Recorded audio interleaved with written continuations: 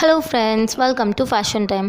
இன்றைக்கி நம்ம வீடியோவில் மணத்தக்காளி வத்தல் குழம்பு எப்படி செய்யுதுன்னு பார்க்கலாம்.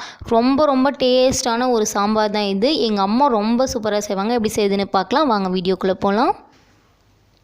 இதுக்கு ஒரு வானலியில் நான் ஒரு 2லேருந்து 3 டேபிள் ஸ்பூன் அளவுக்கு குக்கிங் ஆயில் ஆட் பண்ணிக்கிறேன்.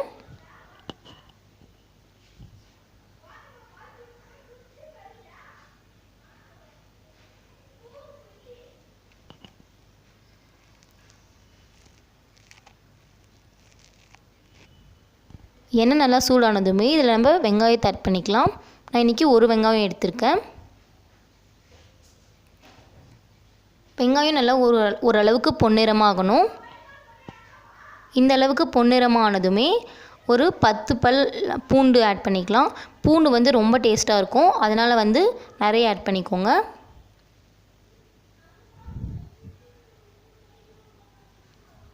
இப்போ பூண்டு நல்லா கலர் சேஞ்ச் ஆனதுமே இதில் தக்காளி ஆட் பண்ணிக்கலாம். நான் இன்றைக்கி 8 சின்ன சைஸ் தக்காளி எடுத்திருக்கேன். கொஞ்சம் குட்டி குட்டியாக தான் இருக்குது, அதனால் 8 எடுத்திருக்கேன். இப்போது தக்காளி நல்லா வதங்கட்டும். தக்காளி நல்லா வதங்கினதுமே இதில் ஒரு சின்ன லெமன் சைஸ் அளவுக்கு புளி ஆட் பண்ணிக்கிறேன். புளி ஆட் பண்ணி நல்லா கலந்து விட்டுருங்க. தக்காளியோட தோல் எல்லாமே இந்த மாதிரி சுருங்கினதுமே இதில் ஒரு சின்ன மூடி அளவுக்கு தேங்காவை துருவி ஆட் பண்ணிக்கிறேன்.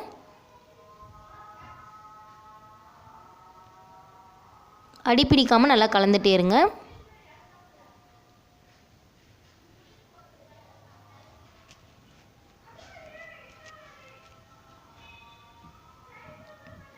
இந்த மாதிரி நல்லா கலந்துட்டே இருங்க. ஒரு கொஞ்ச நேரம், ஒரு 10 நிமிஷம் அப்படி. இப்போ பார்த்திங்கன்னா இது நல்லா சூடாயிடுச்சு. இதை ஆஃப் பண்ணிடலாம். இப்போ ஒரு மிக்ஸி ஜாரில் நம்ம செஞ்சு வச்சுருக்க அந்த மிக்ஸையும் இதில் போட்டுடலாம்.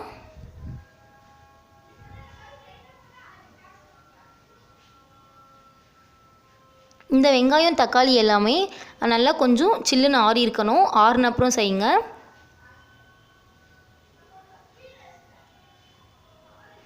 இந்த மாதிரி இதை ஒரு க்ளோஸ் பண்ணிவிட்டு நல்லா அரைச்சி எடுத்துக்கலாம்.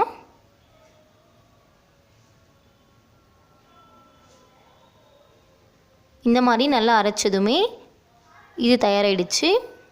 தேவைப்பட்டால் நடுவில் கொஞ்சம் தண்ணி ஆட் பண்ணிக்கோங்க.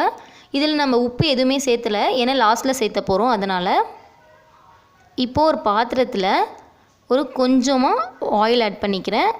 1 டேபிள் ஸ்பூன் அளவுக்கு. தாளிக்கிறதுக்காக வடகம் 1 டேபிள் ஸ்பூன் எடுத்துக்கிறேன். இந்த வடகத்தில் இருக்க கடுகு நல்லா பொரிஞ்சு மேலே வரணும்.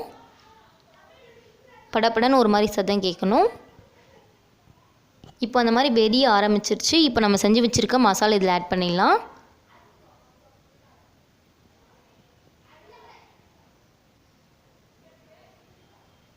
இதில் தேவைப்பட்டால் கொஞ்சம் தண்ணி ஆட் பண்ணிக்கோங்க.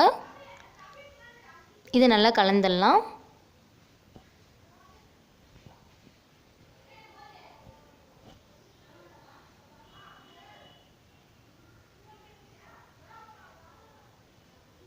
இப்போ இதில் கொஞ்சமாக தண்ணி ஆட் பண்ணிக்கிறேன், ஏன்னா ரொம்ப கெட்டியாக இருக்குது. அதனால் தண்ணி ஆட் பண்ணி நல்லா கலந்து விட்டுருங்க.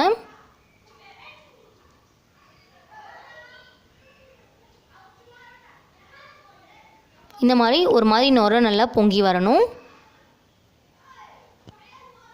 இப்போ இதில் நம்ம 1 டேபிள் ஸ்பூன் அளவுக்கு உப்பு ஆட் பண்ணிக்கிறேன். நான் இன்றைக்கி கல் உப்பு ஆட் பண்ணியிருக்கேன்.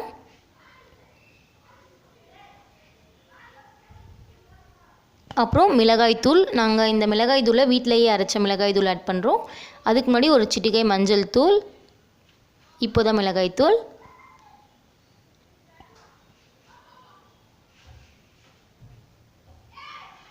ரெண்டரை டேபிள் ஸ்பூன் அளவுக்கு மிளகாய்த்தூள் ஆட் பண்ணி நல்லா கலந்து விட்டுருங்க. மிளகாய்த்தூள் நல்லா மிக்ஸ் ஆகணும், அது வரையும் நல்லா கலந்துருங்க.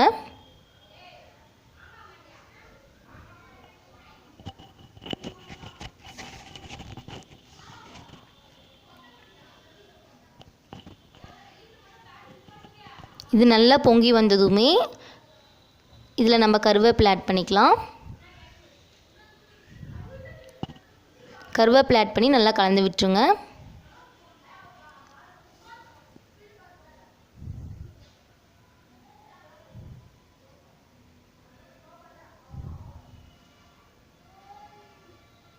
இப்போது இதில் ஒரு கையளவுக்கு மல்லி இலை,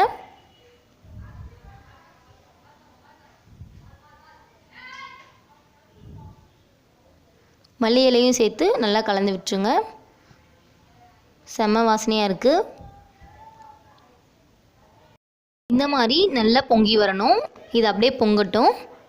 அதுக்குள்ளே நம்ம மணத்தக்காளி வத்தலை நல்லா எண்ணெயில் பொரித்து எடுத்துக்கலாம். இப்போ ஒரு வாணலியில் 1 டேபிள் ஸ்பூன் அளவுக்கு குக்கிங் ஆயில் ஆட் பண்ணிக்கிறேன். இதில் தான் நம்ம மணத்தக்காளி வத்தல் ஆட் பண்ண போகிறோம். இன்றைக்கி 1 டேபிள் ஸ்பூன் நான் ஆட் பண்ணிக்கிறேன். இது நம்ம சூப்பர் மார்க்கெட்டில் கூட கிடைக்குது. ஆனால் இது நாங்கள் வீட்டிலையே செஞ்சது. உங்களுக்கு இந்த வத்தல் எப்படி செய்யணும் அப்படின்னு தெரியலன்னா கமெண்ட்டில் சொல்லுங்கள். நான் ஒரு நாள் வீடியோ எடுத்து அப்லோட் பண்ணுறேன். சூப்பர் மார்க்கெட்டில் கூட கிடைக்குது. பேக்கெட் கம்மியான ரேட்டில் தான் இருக்குது. இந்த மாதிரி நல்லா இது பொங்கி வரணும். பாருங்கள், நல்லா அது ஒரு மாதிரி வீங்கி வந்துடுச்சு.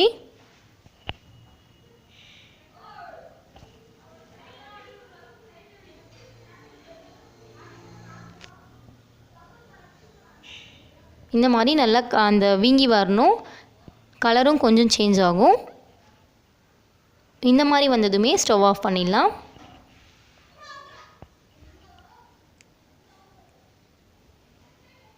இப்போது இந்த குழம்புல இந்த மணத்தக்காளியோட வத்தல் ஆட் பண்ணிடலாம். நம்ம ஃபஸ்ட்டே மணத்தக்காளியோட வத்தல் ஆட் பண்ணோன்னா அது கொஞ்சம் கசப்பாக இருக்கிறதால சாம்பார் ஃபுல்லாக கசப்பாயிரும். அதனால தான் லாஸ்ட்டில் சேர்க்குறோம். இப்போ இதை கலந்து விட்டுடலாம். ஒரு 2 செகண்ட் இல்லைன்னா ஒரு 3 செகண்ட் கொதிச்சா போதும். நம்மளோட மணத்தக்காளி வத்தல் குழம்பு ரொம்ப சூப்பராக தயாராகிடுச்சு. எந்த ஒரு மசாலுமே இல்லை, வீட்டில் இருக்க மசாலே போட்டு இந்த மணத்தக்காளி வத்தல் குழம்பை சூப்பராக செஞ்சிடலாம். இப்போது இதில் கொஞ்சம் மல்லி இலை ஆட் பண்ணி ஸ்டவ் ஆஃப் பண்ணிடுறேன். அவ்வளோதான், நம்ம மணத்தக்காளி வத்தல் குழம்பு ரொம்ப சூப்பராக தயாராகியாச்சு. உங்களுக்கு இந்த வீடியோ பிடிச்ச என்னோட சேனலை சப்ஸ்கிரைப் பண்ணுங்கள். உங்கள் ஃப்ரெண்ட்ஸோட இந்த வீடியோ ஷேர் பண்ணுங்கள். என்னோட குறைகள் ஏதாவது இருந்தால் கமெண்ட் பண்ணுங்கள். நன்றி.